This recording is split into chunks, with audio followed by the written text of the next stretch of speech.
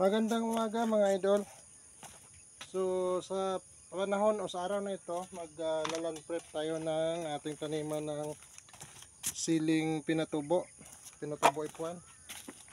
So ito yung sinasabi ko na i-cross ko ang 3-in-1 at ang aking animals.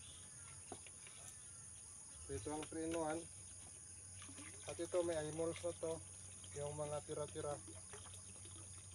So i-mix natin yan. Ito-cross natin kasi yung 3-in-1 kaya natin yan ipa-reproduce.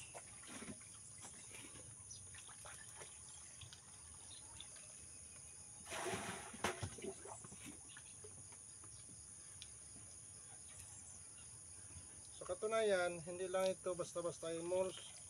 Ayan o, may mga silupin pa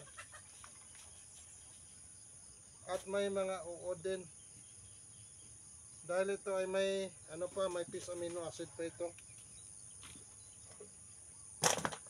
So ito, piece amino acid ang labas nito kasi mga laman loob ng isda.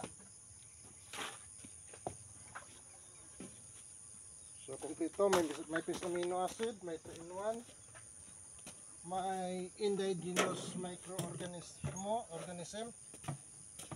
So patabain natin ng husto ang lupa.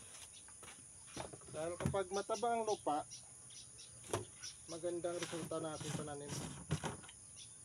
Hindi na tayo magastusan pa sa paggamit ng mga synthetic na chemicals. So hindi na ako magbasal, wala nang basal-basal to. So ito na ang kanyang silbing basal. Parang naglalangin siya sa sa piece amino acid.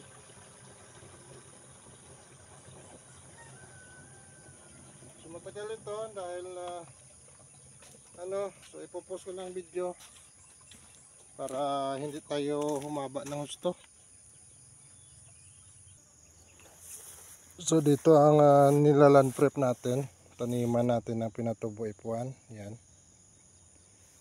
So nasa malapit yan kalahating hektarya.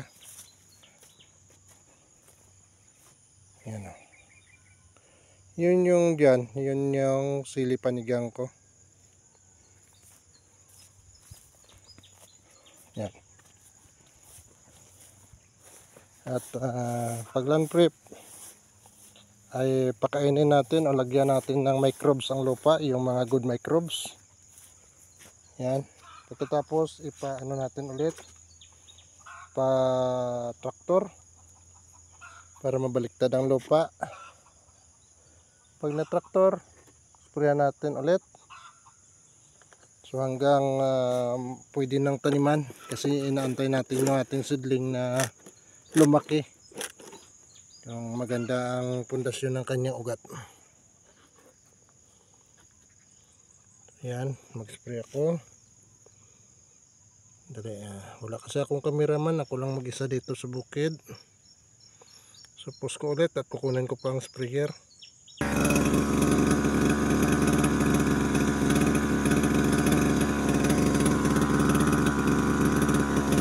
Okay.